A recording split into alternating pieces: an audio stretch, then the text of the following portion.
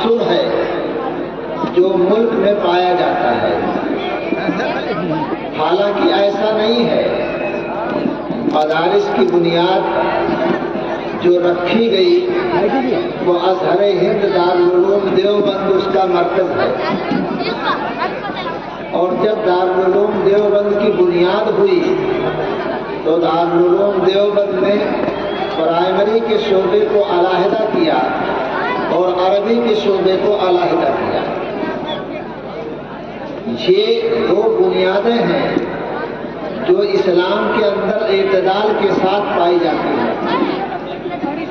ان دونوں بنیادوں کو لوگ ایک دوسرے سے ملا دیتے ہیں۔ اللہ تعالیٰ نے اس دنیا میں انسان کو پیدا کیا اور انسان کی شرافت کا معیار علم کو رکھا۔ اس کے اندر کوئی اور ایسی خوبی نہیں دی، جو خوبی دی ہے وہ خوبی دوسرے لوگ بھی حاصل کر لیتے ہیں۔ اس کے اندر اللہ تعالیٰ نے قوت گویائی دی ہے۔ قوت گویائی کوئی اپنے کمال سے لے لیتا ہے۔ ایک چڑیا بھی ہوتی ہے جو بولنے لگتی ہے اور انسان کی طرح سے گفتگو کرتی ہے، لیکن دنیا کی تمام مخلوق کے اندر اللہ تعالیٰ نے انسانوں کو جو معیار شرافت بنایا ہے، دیا عطا کیا ہے، وہ ہے علم۔ جب حضرت آدم علیہ السلام کو پیدا کرنا چاہا تو اس وقت دو مخلوق تھی، ایک جنوں کی مخلوق تھی اور ایک فرشتوں کی مخلوق تھی، اور دونوں مخلوق اللہ تعالیٰ کی اطاعت اور فرمانبرداری کرتی تھی۔ اس وقت اللہ تعالیٰ نے انسان کو بنانے کا فیصلہ کیا۔ سارے مخلوق جو اس وقت موجود تھی مخالف ہو گئی کہ یہ انسان بہت گھٹیا درجے کا ہے، اسے مٹی سے پیدا کیا جائے گا اور یہ شر اور فساد دنیا میں پیدا کرے گا۔ ہم نور سے پیدا ہیں، روشنی سے پیدا ہیں، ہم آپ کی اطاعت کرتے ہیں، آپ اپنے فیصلے کو بدل دیں۔ لیکن اللہ تعالیٰ نے کہا کہ ہم ایک ایسی مخلوق کو بنانا چاہتے ہیں جسے ایسا شرف بخشیں گے جو فرشتوں سے اور جنوں سے بھی اعلیٰ اور اشرف ہو جائیں گے۔ اس کے لیے آزمائش کے طور پر حضرت آدم علیہ السلام کی تخلیق کے بعد اللہ تعالیٰ نے تمام مخلوق کو جمع کیا، اکٹھا کیا۔ حضرت آدم علیہ السلام کو اس علم کے علاوہ جو سب کو معلوم تھا کچھ چیزیں بتا دی۔ وعلم آدم الاسماء كلها، اللہ تعالیٰ نے حضرت آدم کو تمام چیزوں کے نام بتا دیے اور سب کو بلانے کے بعد یہ کہا کہ اب ان چیزوں کا نام بتاؤ تو ساری مخلوق نے کہا قالوا سبحانک لا علم لنا الا ما علمتنا، کہ اللہ ہم تو کچھ نہیں جانتے، دنیا کی کسی مخلوق کے پاس کوئی علم نہیں ہے، جسے آپ نے بتایا ہے وہی معلوم ہے، اسے آپ نے بتایا ہی نہیں، ہم کیا جانیں اس کو۔ حضرت آدم علیہ السلام سے پوچھا انہوں نے بتایا۔ یہ انسانیت کا ایسا معیار ہے جو حضرت آدم علیہ السلام سے لے کر کے آج تک ہر انسان اسے محسوس کرتا ہے اور ہر زمانے میں محسوس کیا جاتا ہے۔ علم کا تعلق تربیت سے نہیں ہے، علم کا تعلق دنیا میں جو علوم چلتے ہیں ان سے ہے، علم دین کا تعلق تربیت سے ہے۔ دور جاہلیت کے اندر جب دنیا اتنی بگڑ گئی تھی کہ انسان کے اندر انسانیت ختم ہو گئی تھی، وہ درندے سے بدتر ہو گیا تھا، اس وقت بھی علم ان کا اعلیٰ درجے کا تھا۔ اس وقت جو علم تھا وہ عربی ادب کا علم تھا۔ اس وقت اشعار کہے جاتے تھے اور ایسے اونچے اشعار کہے جاتے تھے کہ جیسے ان کے اشعار دور جاہلیت میں وہ لوگ جن کو جاہل کہا جاتا ہے، انہوں نے کہا ہے زمانہ 1450 برس کا گزر گیا ہے، آج عربی ادب کے اندر وہی کتابیں پڑھائی جاتی ہیں اور وہی اشعار پڑھائے جاتے ہیں جو انہوں نے کہے۔ معلوم یہ ہوا کہ علم الگ چیز ہے اور علم کے ساتھ جو تربیت ہے وہ الگ چیز ہے۔ جو علم کے ساتھ تربیت ہوتی ہے اس کے ساتھ ساتھ پڑھایا بھی جاتا ہے اور اچھی تربیت میں ڈھالا بھی جاتا ہے۔ قرآن کریم یہ تمام علوم کا سرچشمہ ہے۔ حضور پاک صلی اللہ علیہ وسلم کو عطا کیا گیا۔ قرآن کریم بتاتا ہے یتلو علیہم آیاتہ کہ حضور پاک صلی اللہ علیہ وسلم لوگوں کے سامنے قرآن کا پیغام بتاتے تھے، وَيُزَكِّيهِمْ اور ان کے قلب کا تزکیہ کرتے ہیں۔ اس لیے علم کے دو حصے ہو گئے، ایک حصہ علم دین ہے جس علم پر عمل کرنا ضروری ہوتا ہے، اور ایک حصہ علم دنیا ہے جس پر عمل کرنا ضروری نہیں ہوتا۔ کچھ لوگ عمل کر لیتے ہیں، سب کے لیے کافی ہوتا ہے۔ ایک انجینئر ہوتا ہے، سب کے گھر کا نقشہ بنا دیتا ہے۔ ایک کھیتی کا ماہر ہوتا ہے، سب کے لیے اصول بنا دیتا ہے۔ ایک سائنسداں ہوتا ہے، وہ سب کے لیے آلات تیار کر دیتا ہے۔ تو دنیا کی ضرورت علم دنیا سے اگر کچھ لوگ حاصل کر لیتے ہیں تو حاصل ہو جاتی ہے، لیکن جو علم دین ہے وہ ہر ایک کے لیے ضروری ہے، چاہے وہ عالم ہو، چاہے وہ ظاہر ہو، چاہے وہ پڑھا لکھا نہ ہو، لیکن علم کی ضرورت ہے۔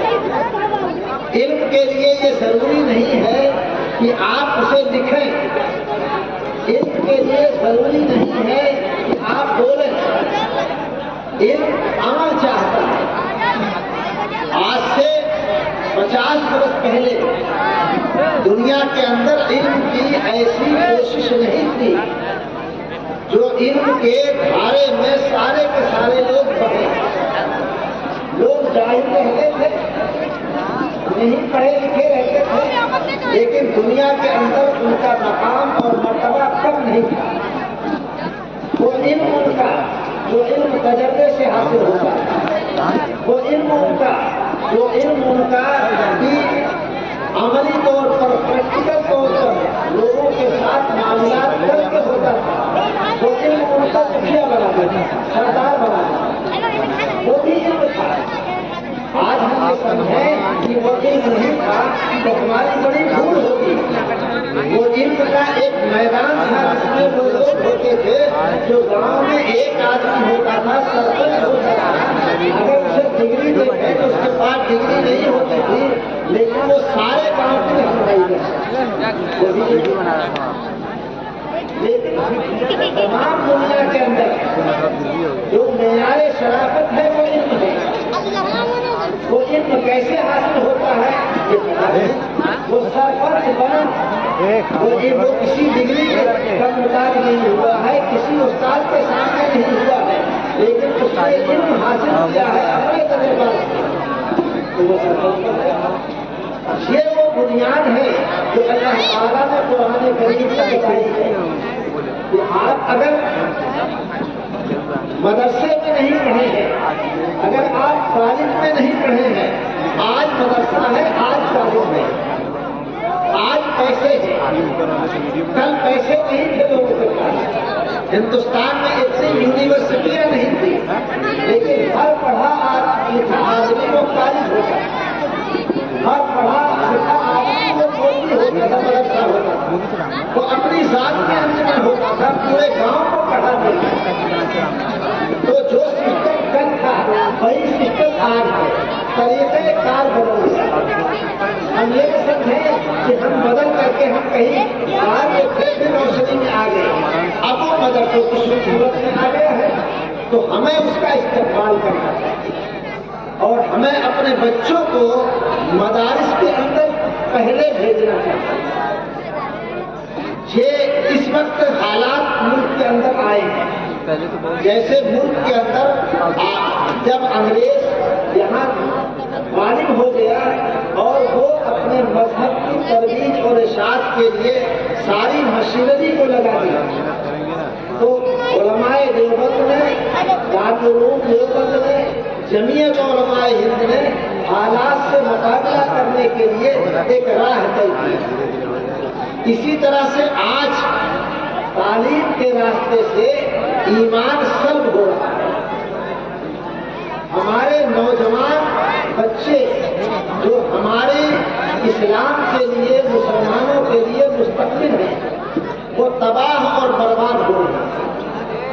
طرح طرح کی اسکیمیں چلائی جا رہی ہیں جن سے ان کے ایمان کو ختم کر کے مرتد کیا جا رہا ہے۔ ایک بہت بڑی مصیبت ہے یہ، جس کا 75% جو حصہ ہے وہ علم کے نام پر آ رہا ہے، 25% حصہ ہے جو ان کی اسکیموں کے تحت ہوتا ہے۔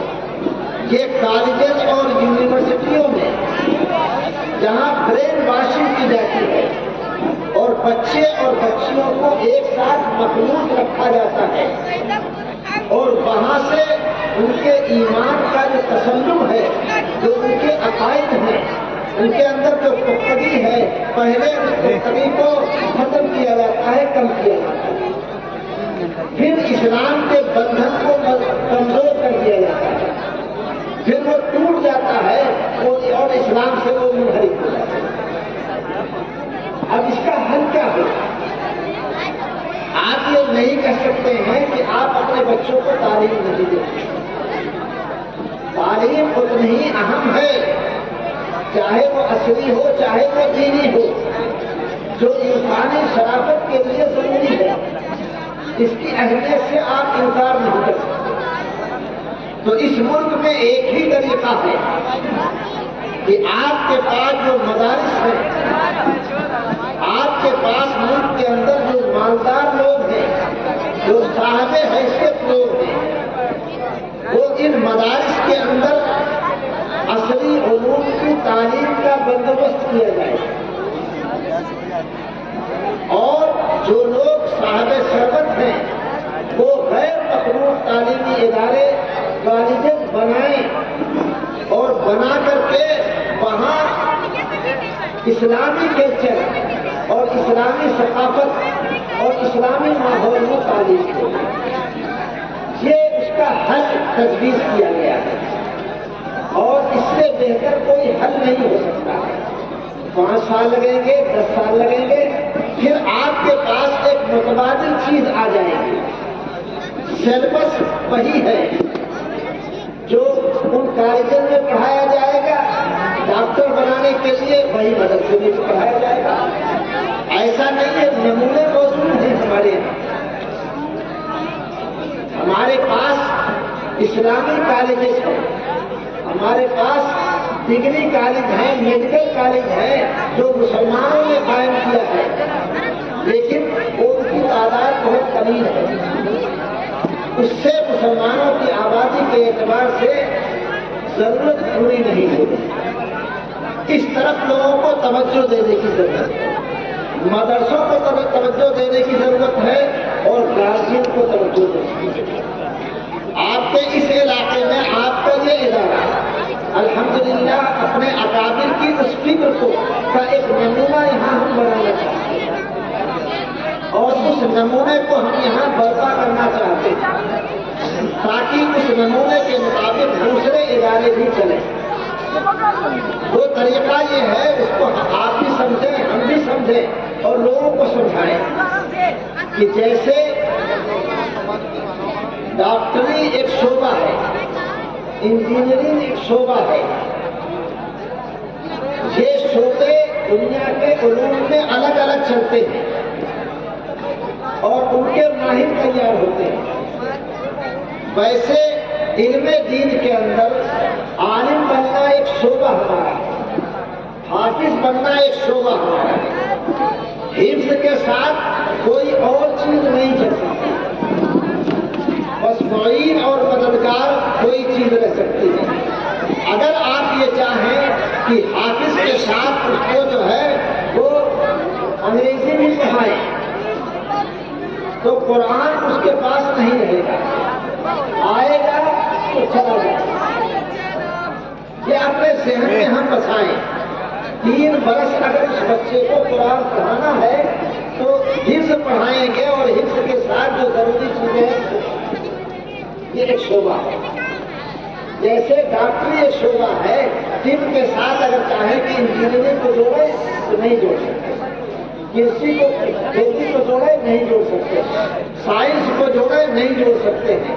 اسی طرح سے حفظ کے ساتھ کوئی چیز اور نہیں جوڑ سکتے۔ وہ حافظ قرآن ہونا یہ ایک شعبہ ہمارا ہے۔ اسی طرح سے عالم بننا ایک شعبہ ہے۔ عربی اول سے لے کر کے اگر عربی ہفتوں تک ایک نصاب بنا ہے جہاں ہم بچے کو عالم بناتے ہیں، تو جیسے آپ جو ہے وہ 4 سال میں MBBS بناتے ہیں، BUMS بناتے ہیں، فرسٹ ایئر ہوتا ہے، سیکنڈ ایئر ہوتا ہے، تھرڈ ایئر ہوتا ہے، فورتھ ایئر ہوتا ہے۔ یہ 4 سال کا جو سلیبس ہوتا ہے وہ صرف وہی ہوتا ہے، اس کے علاوہ کچھ نہیں ہوتا۔ پوری دنیا کے سارے انسان اس پر متفق ہیں کہ اگر اس سلیبس میں کوئی دوسرا سلیبس ڈال دیا جائے گا تو وہ ڈاکٹر نہیں ہو سکے گا۔ اسی طرح سے عالم بنانے کے لیے جو ہمارے اکابر نے نصاب تیار کیا ہے وہ عربی کا نصاب تیار کیا ہے، اس کے اندر قرآن ہے، حدیث ہے، فقہ ہے، ادب ہے، یہ پورا سلیبس ہے، پورا مضمون ہے، پوری ایک ترتیب ہے جہاں سے وہ عالم دین بنتا ہے۔ پھر آپ کی وہ رہنمائی کرتا ہے۔ 25 کروڑ اگر اس ملک کے اندر مسلمان ہیں تو اتنے ہی علماء کی ضرورت ہے تاکہ ان کی رہنمائی کریں۔ اس کے لیے یہ مدارس بنے ہوئے ہیں۔ اس لیے مدارس کا جو ایک شعبہ ہے اس کو ڈسٹرب بالکل نہ کیا جائے۔ جو طالب علم عربی کے اندر داخل ہو گیا ہے اس کو اعلیٰ درجے کا ماہر عالم بنایا جائے۔ ایسا عالم نہ بنایا جائے کہ جو عالم بننے کے بعد اپنے علم کی قدر بھی نہ جانتا ہو۔ بڑے افسوس کے ساتھ مجھے کہنا پڑتا ہے کہ ہمارے علماء اس طرف توجہ نہیں دے رہے۔ ہم دیکھیں کسی کا اگر MBBS کے اندر داخلہ ہو جاتا ہے کمپٹیشن کے اندر تو پہلے سال ہی میں وہ اپنے آپ کو ڈاکٹر محسوس کرتا ہے، اپنے آپ کو قابل فخر سمجھتا ہے۔ ایسے ہی ہمیں اپنے بچے کو یہ بتانا چاہیے کہ جب وہ عالم کے پہلے سال میں داخل ہو گیا ہے تو اللہ تعالیٰ نے عالم بنانے کے لیے اس کا انتخاب کر دیا۔ اگر ہم اس میں کامیاب ہو گئے تو وہ عالم ساری عمر عالم بن کر کے زندگی گزارے گا، وہ اپنے علم کو کبھی ضائع نہیں کرے گا۔ لیکن ہمارے پاس اس سے پہلے وقت موجود ہے، وہ ہے پرائمری کا شعبہ، کہ جہاں 1 سے لے کر کے 8 تک حکومت کا کوئی ایسا نظام نہیں ہے کہ جہاں بورڈ سے امتحان ہوتا ہے۔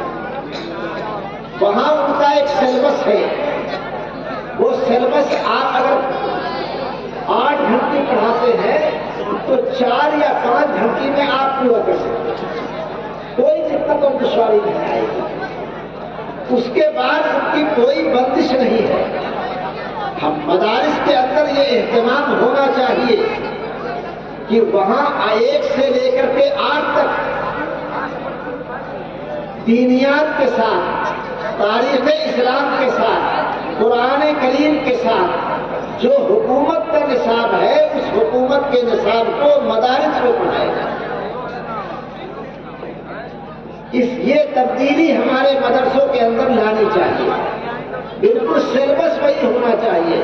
کچھ چیزیں ضرور کہیں کہیں ایسی آپ کو ملیں گی کہ جہاں جس کے زہریلے پن سے آپ کو بچوں کو بچانا ہے اس میں طریقہ تدریس آپ بدلیے اور اچھے اساتذہ لے آئیے، مستند اساتذہ لے آئیے، ماہر اساتذہ لے آئیے، اور ماہر اساتذہ لے آئیں گے تو پھر وہ NCERT کا جو نصاب ہے وہ نصاب آپ 5 سال اگر آپ محنت کریں اور 5 سال محنت کے بعد آپ آپ کا بچہ کمپٹیشن میں جب جائے گا اور کمپٹیشن میں رنگ بھر کر کے آئے گا تب آپ کو اس نظام کی اہمیت ہوگی۔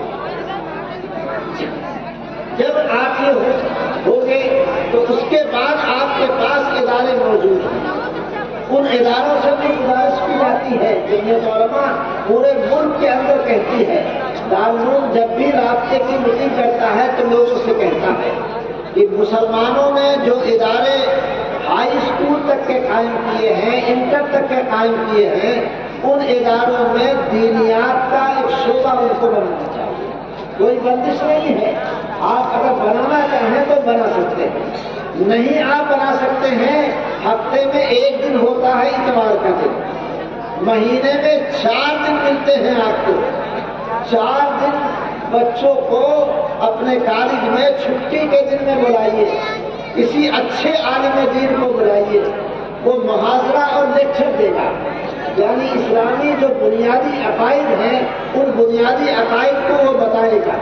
پھر آپ کا وہ تعلیمی ایسا نہیں رہے گا کہ انٹر کالج پاس کرنے کے بعد آپ اسلامی معلومات سے نہ 4 دن صرف اگر دے دے، چھٹی کے 4 دن دے دے اور اس پر آمادہ ہو جائے تو انشاءاللہ ان بچوں کی جو ذہنی تربیت ہے جو ان کو ابتدا سے بچا سکتی ہے۔ آپ کے وہ بچے ہیں لیکن ماحول نہیں مل رہا ہے، اس لیے وہ ماحول نہ ملنے کی وجہ سے ان کے دل و دماغ کے اندر، ذہن کے اندر اسلامی عقائد اور اسلامی تعلیمات اندر اترتی نہیں ہے، حل نہیں کرتی ہیں اور ان کے ذہن و دماغ میں نہیں آتی۔ یہ آج ہمارے اکابر کی یہ سوچ ہے کہ ہم اپنے پیٹنٹ کو تھوڑا بدلیں، ہمیں وہ مٹانا چاہتے ہیں، ہم زندہ رہنے کے لیے تیار ہیں۔ ہمیں وہ علم سے محروم کرنا چاہتے ہیں، ہم علم سے آراستہ ہونے کے لیے تیار ہیں۔ ہمارے مدرسوں کو وہ بچوں سے خالی کرنا چاہتے ہیں، ہم مدرسوں کو بچوں سے بھرنا شروع کر دیں۔ ہمارے مدرسوں کو وہ کنگال دیکھنا چاہتے ہیں، ہم اپنے رزق کے اندر مدرسوں کے لیے حصہ لگائیں اور مدرسے یہ خوشحال کریں۔ یہ چیلنج ہے، اس چیلنج کو جب ہم قبول کریں گے تو پھر یہ سازشیں بھی ناکام ہو جائیں گی اور ہمارا مستقبل بھی انشاءاللہ سمجھے گا۔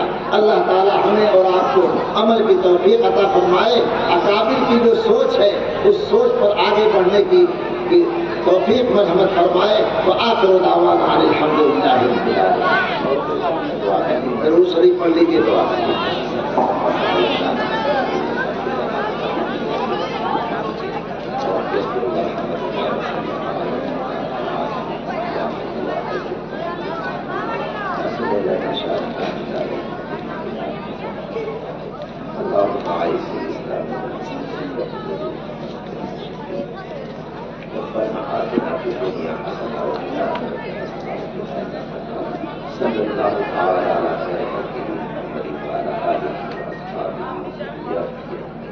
برحمتک یا ارحم الراحمین۔